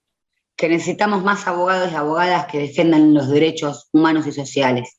Que necesitamos más abogados y abogadas que militen el derecho. Eso le diría, porque la verdad que los necesitamos, porque somos la minoría y vamos a resistir y avanzar para modificar esa situación. Lo hacemos desde la Facultad de Derecho, lo hacemos como graduados, lo hicimos como estudiantes y lo tenemos que hacer como profesionales. Y prueba de eso están las Graciana Peñafort, y tantos otros abogados. Digo a Graciana porque es un emblema, pero hay muchos abogados y abogadas que en el peor año de la persecución, que yo lo recuerdo, el año 2018, no sé por qué, pero lo recuerdo como tremendo, con esa misma sensación de impotencia que sentía aquella vez en el CBC, reivindicábamos al derecho. Cuando muchos por bronca, obviamente, reivindicaban a la fuerza. Yo siempre digo que cuando viene la fuerza, los muertos los ponemos siempre nosotros, no lo digo solamente, lo dicen mucho. Entonces, desde ese lugar, no porque no me hierva la sangre, desde ese lugar lo digo. Y cuando hay un juez que actúa bien, por ejemplo, tenemos un juez Ramos Padilla, y no mirándolo desde un punto de vista resultadista, porque procesó a Santoro, no, porque actuó, sin importar las presiones, según lo que decía la ley. Y eso es muy valioso hoy en día.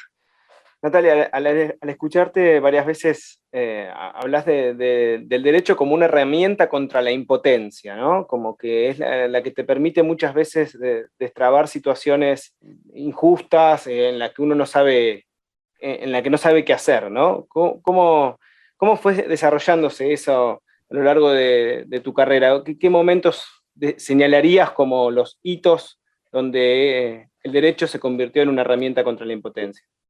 Me acuerdo, tal vez es un hecho minúsculo, pero para mí fue muy representativo. Me acuerdo en una audiencia que estaba laboral, la secretaria de un juzgado, que es como el número 2 del juez, me preguntó por qué yo había dicho o puesto en la demanda que mi cliente, que solamente levantaba hielos, tenía una remuneración de X cantidad, que era muy superior a lo que ella tenía como jueza. Y le contesté, porque la ley y el convenio colectivo establece que ese es el salario que mi cliente, que levanta hielo, bolsas de hielo, tenía que cobrar. Pero es superior a mi salario. Y le dije, pero es lo que dice la ley. Yo no vengo acá a buscar una cuenta de almacenero. Vengo acá a buscar una decisión suya y de su juzgada que esté ajustada a la ley. Salí de ahí con una sensación de impotencia muy grande. Pero después, cuando me tocó el alegato, expresé lo que había dicho la secretaria del juzgado. Y al juzgado no es extorsivo, no le quedó en su sentencia más que aplicar la ley. Y muchas veces sabemos que los jueces tienen las decisiones tomadas contrarias a la ley y la acomodan según las pruebas. En este caso no quedó otra. Y la verdad que lo dijo adelante de mi cliente. Yo ahora lo pienso y fue tremendo, desvalorizando el trabajo de mi cliente y postulándose arriba como la aristocracia, ¿no? ¿Cómo podía ser? Y porque, como dicen a veces con los sueldos de los de camioneros, ¿no? Que son muy buenos, y que lo celebro, que así sean. Entonces, la cara de mi cliente mirándome como diciendo, bueno, sí, la verdad tiene razón, ella es jueza y yo levanto bolsas de hielo. La verdad que no lo dije de esta manera muy tranquila. Yo siempre lo digo, cuando tengo que defender los derechos de los demás, no tengo la misma fortaleza que cuando tengo que defender un derecho propio, no lo hago muchas veces. Por eso siempre me tomo también de la frase que está condensada o que alguna vez pronunció o que sale de El Eternauta, que es el único héroe válido, es el héroe colectivo. Y esto también se aplica al derecho. Y por eso también decimos los abogados que no está bueno defenderse causa propia. Porque yo creo que la defensa del derecho es un lazo colectivo. Porque el derecho no es una piedra que se guarda en el bolsillo y uno dice, bueno, la verdad que tengo derecho a que mis tarifazos no se dolaricen porque el artículo 42 de la Constitución Nacional habla del derecho del consumidor. Vino Macri, barrió con todo y sacó a la policía a la calle, ya sabemos lo que pasaba en las manifestaciones. Tanto de espiar como reprimir.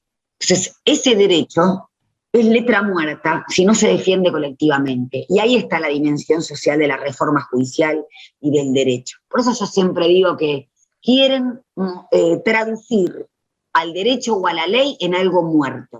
Y va a estar muerto cuando concibamos a la sociedad como la paz de los sepulcros o de los cementerios. Mientras la sociedad esté viva, mientras se involucre en la vida social, como a veces lo dice con muchísima simpleza Máximo Kirchner, en tu cooperadora, club de barrio, en donde sea, es mucho más difícil para este poder real utilizar ese derecho como una herramienta de dominación. Va a ser una herramienta de emancipación, sin lugar a dudas. Y esta es la discusión que también me parece que viene. Natalia, queremos agradecerte profundamente, no solo por este rato aquí con Fuera de Contexto, sino que ante este panorama que es para muchos y muchas desolador y que podría generar mucha impotencia, abogadas como vos nos hacen cambiar esa desesperación por una esperanza muy fundada, muy bien fundada. Así que muchísimas gracias. No, gracias a ustedes, que aunque no parezca, pero es así. Cuando uno está decaído, porque todos estamos decaídos o decaídas, también escuchamos o a periodistas, o te lo he dicho a vos, Emanuel, cuando me has hecho una entrevista ahí en Córdoba, o a humoristas con contenido político. Bueno, a Luis también lo conozco desde la trinchera, bien trinchera, también no bajar los brazos. Así que la verdad que, sinceramente, la agradecida soy yo. Fuera de Contexto. Mucho más que una entrevista. Hoy no podemos hacer choripán porque hay lluvia. Mucha lluvia. ¿Dónde están los choripaneros si hay lluvia? Se te apaga la parrilla, hermano.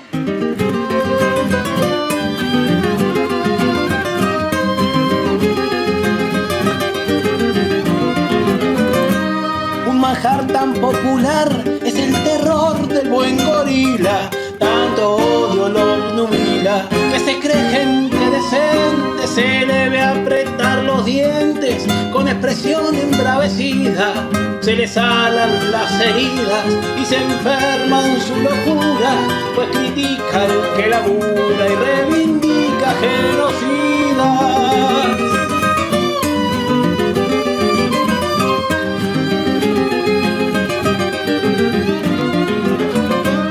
¿Qué culpa tendrá el chancho si lo embucha siempre el mismo, con montañas de cinismo, hasta causarle el empacho? Pero debe haber un cacho de pasión que lo domina, ha de ser que le fascina el discurso desclasado y solo ve en el chacinado lo peor de la Argentina.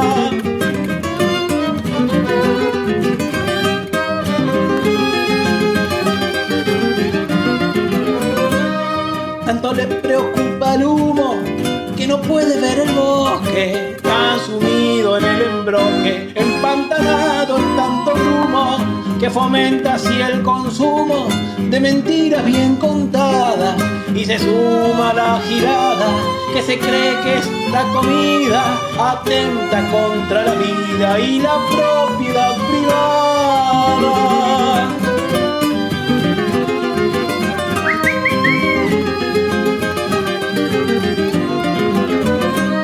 Sin embargo, aunque no quiera, se dará cuenta algún día, un domingo al mediodía, mirando al cielo allá afuera, verá así que el día espera, sin una nube a la vista, que la parrilla esté lista pa' manchar con gran esmero un choripán compañero en un día peronista. Vos también, Pazman, vos también la tenés adentro. Fuera de contexto. El golazo del sábado.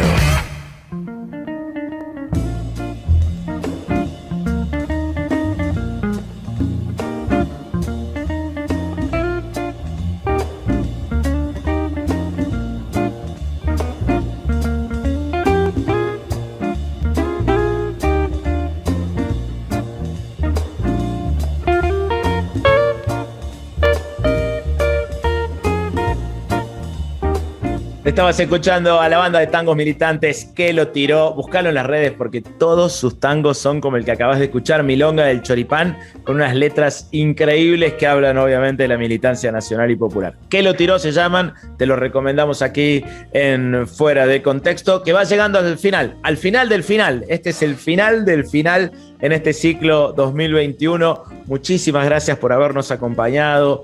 Muchísimas gracias. Quiero agradecer especialmente a una usuaria de Twitter que nos sigue en todos los programas, en absolutamente todas las ediciones de este Fuera de Contexto, se hizo presente y nos lo hizo saber. Si hubiera un premio para la oyente, para el aguante de una oyente, sería para ella sin lugar a dudas. ¿Sabes de quién estoy hablando? Sí, por supuesto. Estamos hablando de Jor, @meríoconvos.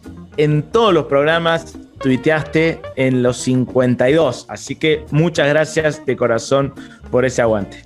Mucho programa en la pileta tuvimos de esta compañera, porque iba poniendo que estaba en la pileta. O sea, hemos tenido muchos sábados, muchas tardes acaloradas, así que sí, hemos sido también, por suerte, una compañía para ese momento. Bueno, brindo también porque haya más abogadas como Natalia Salvo, a quien le agradecemos muchísimo. Qué interesante todo lo que planteaba, qué interesante a la vez, qué consternador todo, pero siempre con una luz de esperanza a partir del trabajo de abogadas como ella.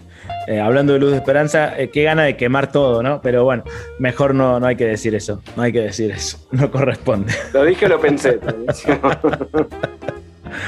Bueno, en el concierto de injusticias que hoy también describió la compañera Natalia Salvo, me parece que hay una melodía atroz que es la que suena cada día, ¿no? Cada día que tenemos que contar esta injusticia tremenda que vive la compañera Milagros Sala, que sigue presa política, increíblemente, con más de 17 causas abiertas, junto a 8 compañeros y compañeras de la Tupac que también siguen como presos políticos en la provincia de Jujuy.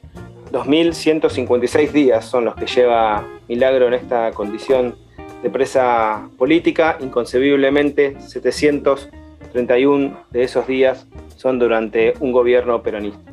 Así como recordamos en cada sábado esta situación absolutamente infame, también queremos recordarles que pasó el jueves pasado la marcha número 2278 y que el jueves que viene va a ser la marcha número 2279 y así para siempre, porque las madres son invencibles. Un gran abrazo a la Asociación Madres de Plaza de Mayo. Bueno, nos vamos, queda el último tramo y creo que es el tramo de los agradecimientos. En primer lugar, a nuestros compañeros Nicolás Colombo, productor del programa, Juan Pocho Monasterio, el editor, y por supuesto extensivo este agradecimiento a todos los compañeros y compañeras de la radio, ¿no? que hacen posible que Fuera de Contexto está al aire cada sábado. Absolutamente, muchísimas gracias a quienes en algún momento de la programación semanal nos han recomendado por ahí, muchas gracias por la generosidad, muchas gracias a Nico Esquivel que nos pone al aire, siempre con la mejor de las ondas, un gran abrazo Nico, a Juan Tomala que nos puso al aire en este periodo en el que Nico está de vacaciones, al Tano, productor por supuesto, por todo el apoyo, por habernos abierto las puertas de esta bellísima radio compañera, y a los oyentes que han hecho el aguante siempre. Y a vos, querido Luis, te tengo que decir muchas gracias. No me voy a andar emocionando, después nos damos un abrazo, después brindamos, lo que sea, pero bueno, sabes que te quiero mucho, culiao. Lo mismo digo, un abrazo, y para mí de verdad un honor y un lujo poder compartir estas conversaciones con vos. Para mí es un privilegio. Bueno, ya está, no vamos a largar a llorar. Pocho, corta acá, se terminó Fuera de Contexto. Hasta el año que viene.